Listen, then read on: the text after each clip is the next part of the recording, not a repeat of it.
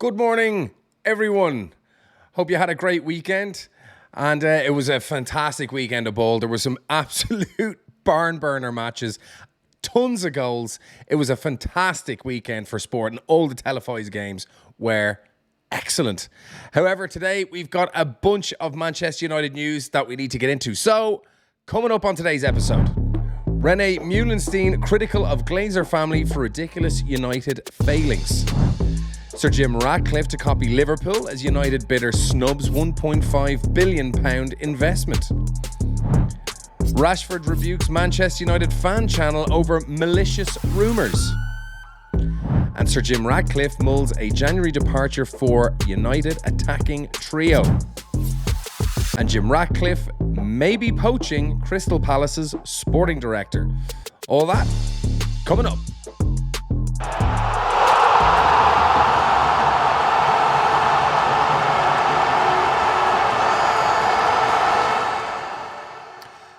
So welcome back, everybody, and a very good morning to you. I hope you all had a good weekend. I had a very wholesome weekend. I didn't go out that much.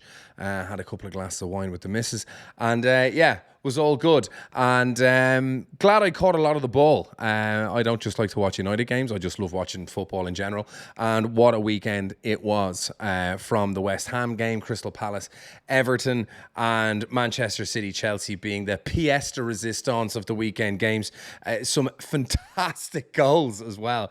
Unbelievable. Wolves were cracking as well. They had some amazing goals. Wolves beating Spurs 2-1. Brighton dropping points. Newcastle dropping points. It was just a great weekend for United as well. With City and Chelsea, an absolute barn burner, 4 goals apiece. Cole Palmer, obviously going from City to Chelsea over the summer with a great commentated line once he scored his penalty. Man City's boy becomes Chelsea's man. Something to that effect, but it was absolutely beautiful. It was a great line, and what a great match it was. 4 goals apiece. It was just a great spectacle.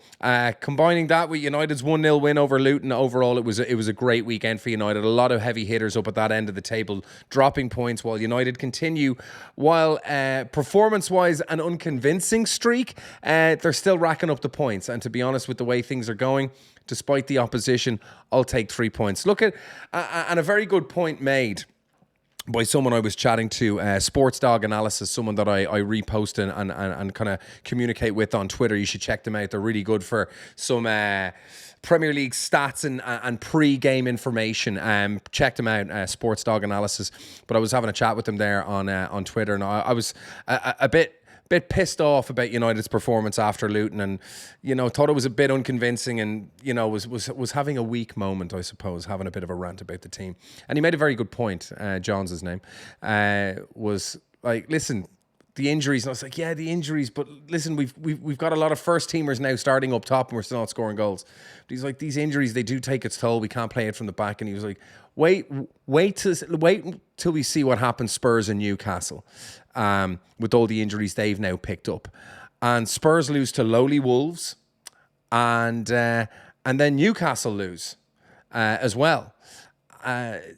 So it just kind of proves that these teams, when they lose a couple of key players, it can really mess with their system and their way of playing, their style of playing, the relationship that players have. Once that's broken and other pieces are put in there, it can make a big difference. And United have been doing that all bloody season. So it got me back on the rails anyway with regards United's performance against Luton. It wasn't very convincing, but it was 3 points on the board. And unfortunately, hopefully Haaland's hamstring issue won't become any worse than it is. But yet again, another defender to the rescue for Manchester United this season. I mean, a clean sheet, great. So doing the business on one end of the pitch. But again, our forwards just not being able to put the ball away. And to Ten Hag's credit, that game should have been 3 or 4-0. Garnacho had a gilt-edged chance he should have finished. Hoyland had a couple of chances that should have been put away. There was a very good save made by Luton's keeper for one chance. There was another one he maybe should have stuck away. Rashford similar. And Bruno made some very bad passes and bad decision-making in the final third as well. But like the patterns of play were there. We dominated possession, 65% possession. We only had 4 shots on target, but that's not because of the lack of chances.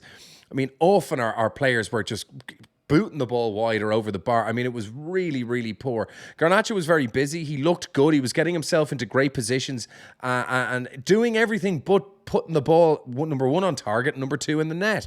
But listen, I think it's going to come for the kid. And overall, I don't think there was as much to be annoyed about as I may have felt at the final whistle. So I do take some confidence from the way we played. It wasn't a great game, but we did carve out chances. And I think it's easy to just keep sticking the boot in on United at the moment. And you see one goal, a defender scores it, and you're like, Jesus, the woes continue for United. The forward line can't do anything. The fact is, we had most of the possession. We did create a lot of chances. Our forward line couldn't get them anywhere near on target. But a couple of adjustments, a couple of feet or a couple of inches left or right, up or down, and all of a sudden a 1-0 is a 3-0, and you talk about what a comfortable victory it was and how everything looks right. I mean, it's a very fickle game with small margins, and Garnacho sticks the ball in, and that save of Højlund doesn't happen. It's 3-0, and United come away with a comfortable victory, and there's no mention of any other negatives, but them's the breaks with football. But it's not all as doom and gloom as maybe some United fans would have you think, including myself. If anyone saw my Twitter over the weekend, it was very up and down. I was a bit bipolar with a couple of things, but yeah, anyway, we keep creeping up the table. Other teams are losing points, and the machine keeps marching on. But without further ado, let's get into the news. So first up on the news this morning is René Meulenstein, one of our very successful coaches that worked under Alex Ferguson. Very well-respected man in the halls of Old Trafford. He's criticised the Glazer family. So listen, why not polish our shoes of this Monday morning and just stick the boot into the Glazers? It's always good to start your week with an old Glazer kicking. So let's do just that, shall we? The Glazer family set to agree a 25% stake with Sir Jim Ratcliffe. Apparently, this is a couple of days away from being announced, and it looks like it's very, very close. And Mr. René had just had some thoughts. There they are. Shower of bastards. And here we go. Speaking to The Guardian, Meulenstein didn't hold back with his verdict on the owners of the biggest club in England. I doubt there's any influence now because the Glazers are 4,000 miles away. The only thing you can question is the backing of the managers. And yes, they've backed them with finances. But you saw Ole Gunnar Solskjaer come out and say, I wanted X player, and none came. For example, signing Harry Kane this summer was guaranteeing 25 to 30 goals, but they didn't do it because they thought he was too old. And this is what really boils the piss of all United fans, is that you've got people that know nothing about football. Look at the track record of the last 10 years at this club. And I've said this on many other episodes, and I will continue to say this when it comes to transfers. Name me 5 transfers in the last 10 years. 10 fucking years that have gone well for United. Please. Answers on a postcard. You can't do it. Sounds like one of those things where you're like, oh yeah, I mean, I'm sure we could name 5 over 10 years, various managers. Nope. So these guys, this is coming from, apparently they couldn't sell Martial because Joel Glazer or Avram, one of them, really liked him. So they didn't want to let him go because these guys know loads about football and didn't want to sign Harry Kane. So he's good enough for Bayern Munich to splash 100 million quid on, but not for a Manchester United desperately in need of a striker, the likes of which is not available anywhere on the planet. There's about 5 top-level out-and-out strikers in existence in global football at the moment. Haaland, Osimhen being, another couple, and there's another couple out there as well. That's about it. And they didn't do it because they thought he was too old. They thought they were too old. This is the same club that brought in Ibrahimovic, Ronaldo, Cavani, Odion Ighalo, and now have brought in Johnny Evans on loan. Now, I know obviously he's quite expensive, but look at the amount of money they're going to lose on Harry Maguire and Anthony. And you think that 100 million would have been a waste. It's this kind of thinking that is just so detrimental to the progress of the club. Even children in the schoolyard would know that signing Harry Kane, even for 3 or 4 years, is an absolute guarantee of 25, 30 goals every year. And you look at how profligate we are in front of goal at the moment. Lots of chances being created, but no one actually good enough to stick it into the back of the net. So it's baffling, the decision making that's happened. He goes on to say, we were always operating out of a position of strength. This is obviously during his time. United aren't doing that at the moment. There's been a lot of negative pressure created around the club from the media and outside. Over 10 years, there's been 6 managers. It's too ridiculous for words. So yeah, they have failed to back the managers, and people like Souness come out. Oh, they're being given money. It's not like the Glazers haven't been given money.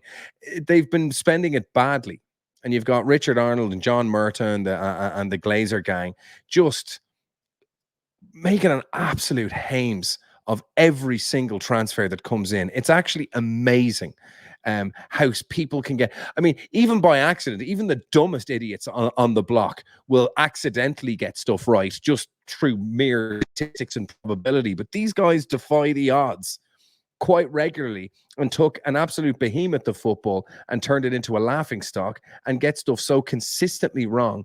It's actually impressive. If I'm being honest, the hope will be that Ratcliffe was prepared to fully back Eric Ten Hag for the next stage of the rebuild. Yeah, okay, cool. On to the next one. Sir Jim Ratcliffe to copy Liverpool as Man United bidder snubs £1.5 billion investment.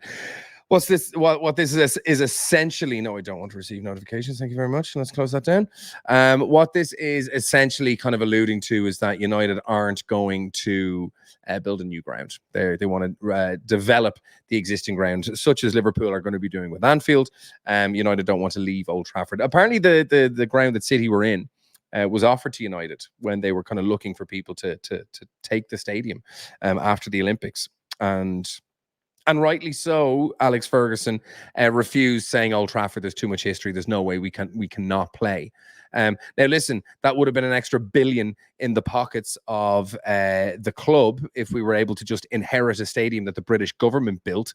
But City just came in and, rightly so, took it off their hands gladly. But I'm glad to see United didn't just, raise Old Trafford to the ground.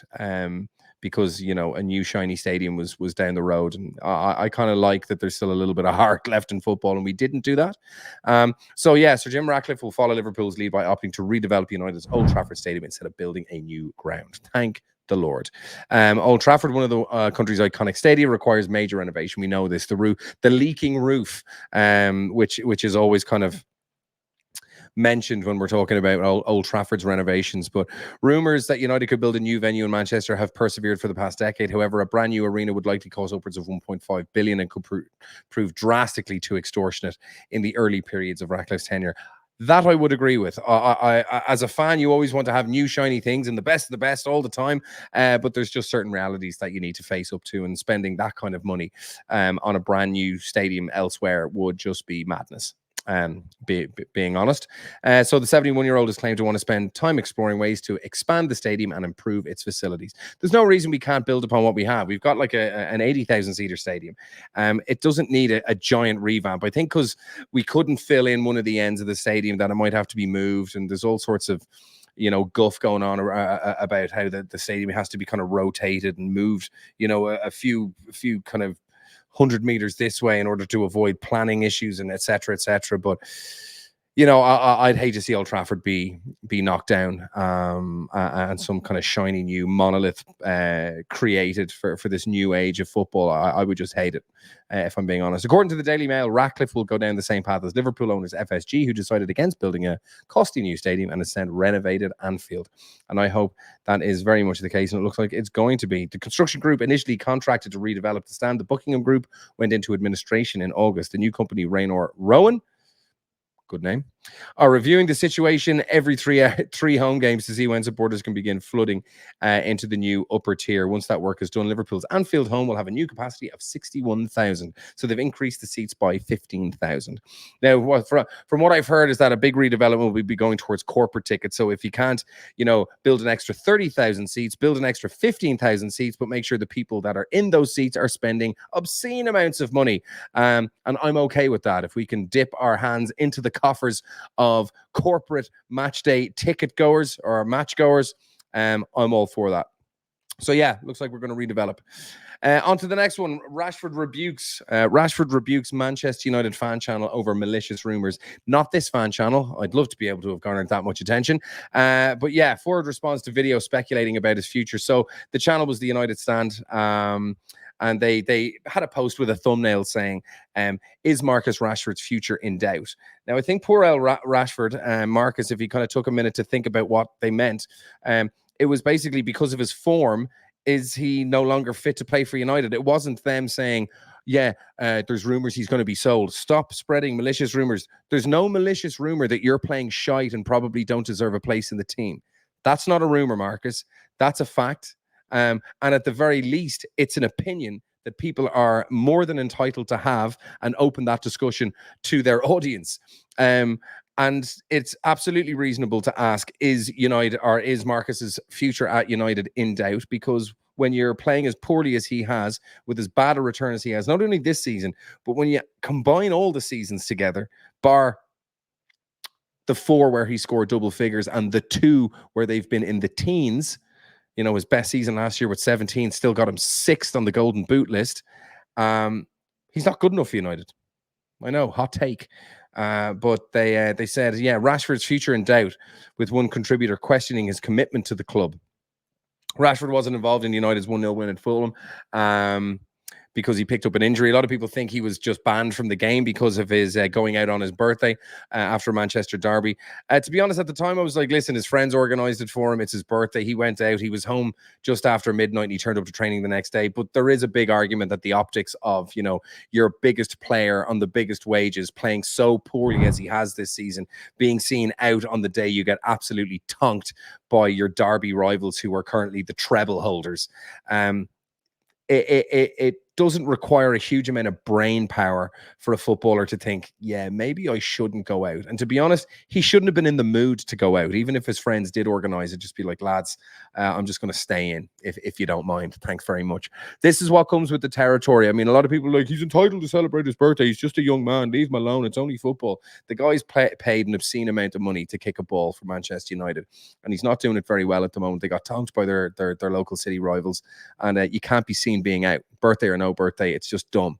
And he did it. And it's just another, and especially in light of the current kind of climate at the club, with everything going on, with the lack of success, his lack of success on a personal level, everything that's going on, the scandals, the microscope the club is under, and then being tonked 3-0 by City, to then be seen out and about. To be frank, the more I think about it, it's actually so monumentally dumb and unforgivable. He deserves every bit of stick he got over it. So here he is. Please stop spreading malicious rumors, Rashford wrote on X, formerly Twitter. And there was a lot of hoo-ha about this over the weekend, but I think Marcus needs to spend less time on United fan channels and responding to this kind of stuff, and maybe focusing on his fitness, on his mental state, and banging in some goals for United, and not even showing fan channels that they can get under the skin of players at the club. All this does is highlight how bad he's been. I mean, we've seen this. A comparison was made with Barbara Streisand back in I think it was the 70s or the 80s. She was trying to suppress salacious photos of her from reaching the major media outlets. And in doing so, she created an even bigger storm of controversy over things she was trying to squash down. So sometimes saying nothing is the best thing you can do. And for Rashford to come out and quite visibly show a fan channel getting under his skin, it shows a weakness on a few different fronts that I think it was unwise of him to do that. Now, maybe his social media team did it without his say-so. Maybe not. Maybe that's what they'll say if this comes back to bite him. But yeah. It was not a good look for Marcus to be responding that way. It doesn't make the fan channel look bad. It makes him look bad. So I think he needs to focus on other things rather than what fan channels are saying about him. Maybe if he played a little bit better, these fan channels would be saying positive things about him. But anyway, that's not the case at the moment. In terms of January movement with Sir Jim Ratcliffe, he's looking at a departure for 3 of United's attackers, and this is a move I would absolutely love to see, and it would lay down a marker for other members of this squad that if you're not good enough, you're going. Doesn't matter who you know, who you're mates with, who you're pally with. If the manager brought you in for how much money, doesn't matter. If you're not good, you're out the door. And I am all for that. So yeah, during the November international break, Sir Jim Ratcliffe is likely to finalise his agreement to become the minority stakeholder. We know all of this. It's roughly 1.25 billion for 25%. Again, we know all this. So yeah, January changes incoming for Ten Hag. Considering their poor start, Eric Ten Hag's team may require urgent intervention to save the season. That is true, and it shouldn't come as a shock that Sir Jim and the Ineos team are considering some big changes to the theatre's management. Number one, it's talk of player recruitment being completely taken out of Ten Hag's hands. While he will be consulted about some players that they've identified, that the huge responsibility and power that a series of managers at the club have had with regards to players that we're supposed to be bringing in. Again, I don't know how true that is, because there's other complaints that we just talked about with Muhlenstein that managers haven't been able to bring in the players that they want, that the board is making this decision. So it's hard to know what's true these days. The Ineos CEO will push for United to end a decade of decline after Sir Alex Ferguson's departure. One of the significant decisions for the Englishman is related to potential sales during the January transfer window. According to The Sun, a bastion of journalistic integrity, accuracy, and power, 3 players face a departure when the window opens. And those 3 players are Sancho, Anthony, and one Mr. Anthony Martial. I'd be very happy to see the back of those 3 players. I think their attitude is poor. Their demeanor just isn't right, and I think they would be 3 young, massively egotistical, desperately underperforming, very expensive players, both in terms of transfer fees and wages, off the books. And I would be absolutely delighted to see the back of the 3 of them. So why do United want to sell the trio? Obviously, they've all had their share of difficulties after arriving from Ajax. Anthony, there was high hopes for his second season, but due to off-the-field difficulties and his extreme lack of versatility, his shocking level of one-footedness, I think just proving a little bit too much of an obstacle for him to overcome. So yeah, departure for the 23-year-old looks imminent. He's got 0 goals, 0 assists in his second season. Sancho, another major letdown for United after 4 years of trying to get the player. They eventually bought him in 21, but he's been a mere shadow of his former self. And of course, Anthony Martial with his Ballon d'Or piece in his contract. Again, listen, we don't need to go over this again, but it looks like those 3 are out the door. What do you guys think? Leave your thoughts in the comments. Would you be happy to see all 3 of them go? Would you keep any of them? Do you think any of them deserve more time? Certainly Anthony Martial doesn't. But yeah, I for one would be absolutely delighted to see the back of those 3 players, and I think it would send a message to the supporters and the club that the days of mediocrity and overhyped, overpaid, and overconfident players being kept and mollycoddled are over. So yeah, that'd be pretty great. Jim Ratcliffe to poach Crystal Palace sporting director as Man United revolution begins. Now, of course, United have been perennially linked with Paul Mitchell, the fantastic sporting director who's done great work at Southampton, at Spurs, at Monaco, and is a firm favourite of Sir Jim Ratcliffe. But apparently, Dougie Freedman has emerged as a surprise target. This is the Crystal Palace director who has been doing some pretty good work at Palace, to be fair. So the sporting director, Dougie Freedman, is reportedly being targeted for a major role in Sir Jim Ratcliffe's 1.3 billion shake-up at United. And he's been at Palace since 2017, overseeing recruitment, and has brought in some fairly excellent players, from Eberechi Eze to Olise and to Mark Guhi, I believe. It seems that the guys are keen to get that kind of track record into the holds of United. So again, here they're talking about Paul Mitchell, formerly of Southampton, Tottenham.